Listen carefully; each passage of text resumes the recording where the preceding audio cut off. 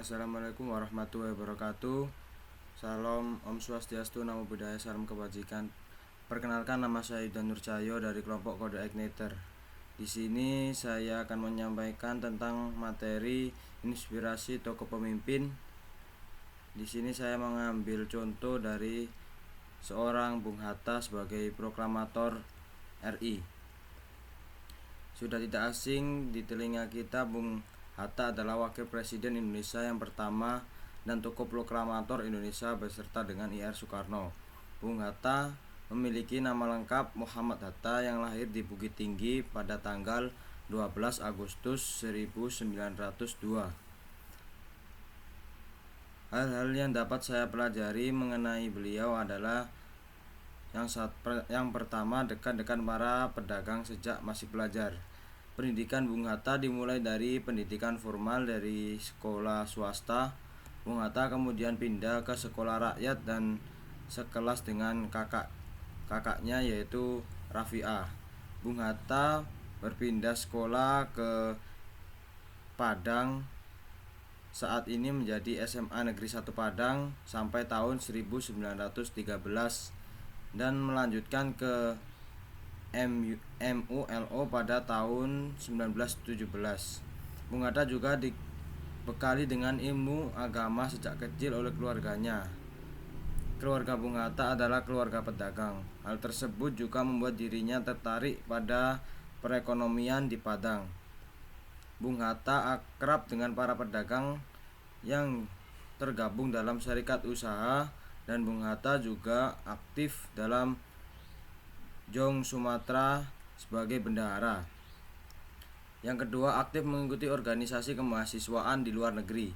Ketertarikan dalam bidang politik terlihat saat dirinya bersekolah di Belanda pada tahun 1921 sampai 1932.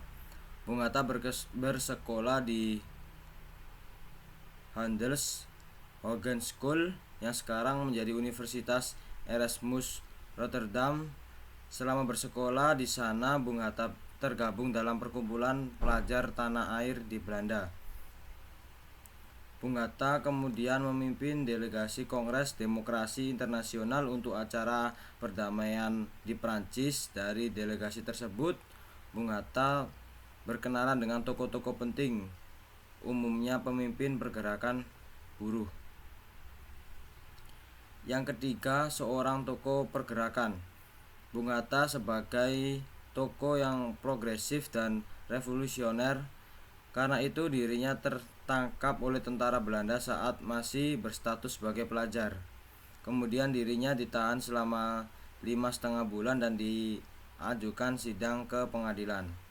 Bung Hatta menolak didampingi oleh seorang pengacara sehingga dia melakukan pembelaan sendiri pada tanggal 22 Maret 1928. Mahkamah Pengadilan dan Den Haag membebaskan dia dari segala tuduhan. Dalam sidang yang bersejarah itu, Bung Hatta mengemukakan pidato pembelaan yang mengagumkan yang kemudian diterbitkan sebagai brosur dengan nama Indonesia Freeze. Pidato kemudian diterjemahkan dalam bahasa Indonesia sebagai buku yang berjudul Indonesia Merdeka. Yang keempat, Bung Hatta adalah seorang penulis yang cerdas. Setelah pulang dari Belanda pada Juli 1932, Bung Hatta aktif menjadi penulis artikel politik dan ekonomi untuk Daulat Rakyat dan tergabung dalam organisasi Klub Pendidikan Nasional Indonesia. Organisasi ini juga bertujuan untuk meningkatkan kesadaran politik. Sebelum itu, Bung Hatta juga sempat dipenjara di Glodok, Cipinang, dan Bung Hatta menulis buku Krisis Ekonomi dan Kapitalisme selama di dalam penjara Glodok pada masa pengasingan di Goel, dan Bung Hatta aktif menulis sebagai surat kabar.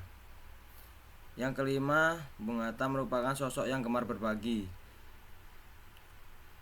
Selama diasingkan di Goel, Bung Hatta juga rajin membaca buku dan ia membawa dari Jakarta untuk kemudian diajarkan kepada teman-temannya mengenai ilmu ekonomi, sejarah, dan filsafat. Kumpulan bahan-bahan pelajaran itu kemudian ia bukukan dengan judul antara lain Pengantar ke Jalan Ilmu dan Pengetahuan, dan yang kedua Ala Pikiran Yunani. Setelah 8 tahun diasingkan, Bung Hatta dibawa kembali ke Sukabumi pada tahun 1942. Selang 1 bulan, pemerintah kolonial Belanda menyerah kepada Jepang, dan pada saat itu Bung Hatta dibawa ke Jakarta. Itulah hal yang dapat diteladani dari Bung Hatta. Sekian video dari saya akhiri. Wassalamualaikum warahmatullahi wabarakatuh.